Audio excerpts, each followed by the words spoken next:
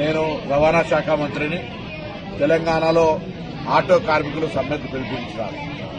నేను ఎందుకంటే హైదరాబాద్ లో లేను కాబట్టి నేను ఆ సంఘాలకు నేరుగా వ్యక్తిగతంగా విజ్ఞప్తి చేస్తున్నట్టే భావించండి.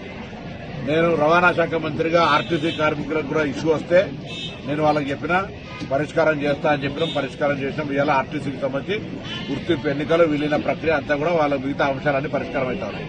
ఆటో కార్మికులకు సంబంధించి కూడా వాళ్ళు న్యాయమైన కోరికలు కోరుతారు. 2012 నుంచి మీటర్ ఛార్జీలు పెంచలేదని.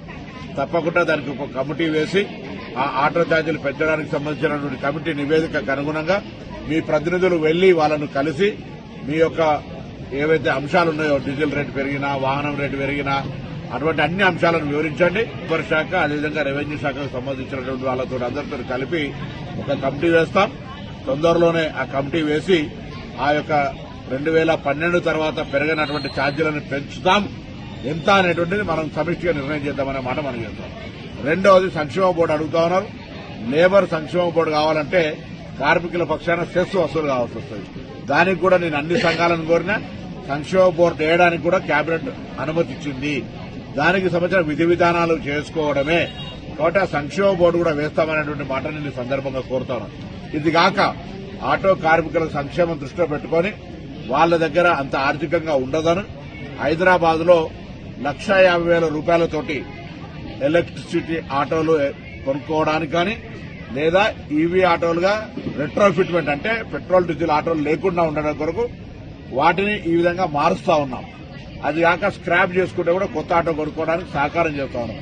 ఆ విధంగా హైదరాబాద్ లో ఎక్కడ కూడా డీజిల్ పెట్రోల్ గ్యాస్ ఆటోలు ఉండొద్దని ఈవీకి కన్వర్ట్ చేసుకోవడానికి వాళ్ళ దగ్గర ఆర్థిక స్తోమత ఉండదని 1,50,000 రూపాయలు ఇస్తున్నాం. కాబట్టి దయచేసి ఎక్కడైనా సరే ఆటో కార్మికుల సంక్షేమానికి ప్రభుత్వం కట్టుబడింది.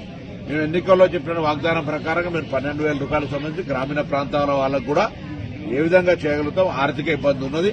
మీ అందరూ కూడా గ్రామీణ ప్రాంతాల్లో రవాణా సరఫరాకు సంబంధించి కష్టపడేటువంటి వాళ్ళు మీ జీవితాల్లో కూడా న్యాయం జరిగే విధంగా ప్రభుత్వం ఆలోచన చేస్తూ ఉంది. ఏ విధంగా చేయాలి, మీకు ఏ విధంగా లాభం చేయాలనే ఆలోచన కొద్దీ తప్పకుండా మేము ఈ సందర్భంగా మనవి చేస్తూ హైదరాబాద్ లో 1,00,000 ఇళ్లు కడతా ఉన్నాం. ఇటు ఆర్టీసీ కార్మికులతో పాటుగా ఆటో కార్మికులు కూడా వాళ్ళు అప్లై చేసుకుని వాళ్లకు అంత పెద్ద విలువైన స్థలాల్లో కట్టే ఇళ్లకు అర్హులు కావచ్చని మేము కోరినాం. ఈ విధంగా అన్ని రకాల వాళ్ళకు 200 యూనిట్ల కరెంటు ఫ్రీ ఇస్తా ఉన్నాం. ఉచిత బస్సు సౌకర్యం కలిగిస్తా ఉన్నాం. వాళ్ళ కుటుంబ సభ్యులు పోయేది అట్లా రకరకాలుగా సంక్షేమ కార్యక్రమాలు రేషన్ కార్డులు ఇస్తా ఉన్నాం. సన్నబియ్యం ఇస్తా ఉన్నాం. ఇన్ని కార్యక్రమాలు జరుగుతా ఉన్నాయి. కాబట్టి ఇటువంటి అంశంలో కూడా మీ పట్ల ప్రభుత్వానికి వివక్ష లేదు. ఈ ప్రభుత్వం పక్షాన రవాణా శాఖ మంత్రిగా నేను మీకు విజ్ఞప్తి చేస్తా ఉన్నా. సమ్మె ద్వారా ప్రజలను ఇబ్బంది కలిగేసేటువంటి ప్రయత్నం వద్దు. మీరు తప్పకుండా మీకు కావలసినటువంటి రెట్రోఫిట్ ఏదైతే ఎలక్ట్రికల్ ఆటోలు చేయడానికో 1,50,000 ప్రతి ఆటోకు మా ప్రభుత్వం సహకారం చేస్తా ఉంది. అదేవిధంగా 2012 తర్వాత పెరిగినటువంటి రేట్లను పెంచడానికి కమిటీ వేసి పెంచుతాం. ఎంత అనేది మనందరం కూడా కలిసి నిర్ణయం తీసుకుందాం. దాంతో పాటుగా సంక్షేమ బోర్డు కూడా ఏర్పాటు చేస్తాం. దానికి కూడా విధి విధానాలు నిర్ణయం చేసుకుందాం అనే మాట ఈ సందర్భంగా నేను హైదరాబాద్ లేని ఇక్కడి నుంచే మీ అందరికీ విజ్ఞాపన చేస్తా ఉన్నా. దయచేసి సమ్మె అనేటువంటిది సమస్యకు పరిష్కారం కాదు.